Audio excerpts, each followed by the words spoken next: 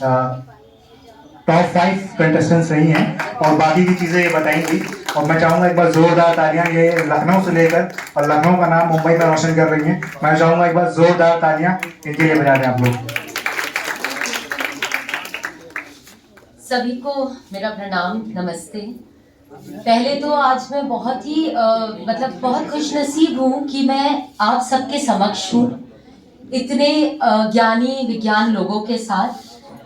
मैं अभी सिर्फ एक मिडिल एज महिला हूँ और कुछ नहीं, और यहाँ तक भी सिर्फ इरशाद राही जी हैं जो हमें बचपन से प्लेटफॉर्म देते रहे और हम लोग बढ़ते रहे। इस समय मैं संस्थापक Jalota academy of spiritual music and performing arts all over world देख रहे हैं हम, जिसमें मॉरिशस और भोपाल, लखनऊ, आसम, दिल्ली, इन सब में स्पिरिचुअल म्यूजिक, आध्यात्मिक संगीत को प्रोत्साहित किया जा रहा है और बच्चों को सिखाया जा रहा है। उसके अलावा लखनऊ से मैं पहली डांसर थी जो इंटरनेशनल टेलीविजन में गई थी, dance India dance, Nach Baliye और चक दूम दूम।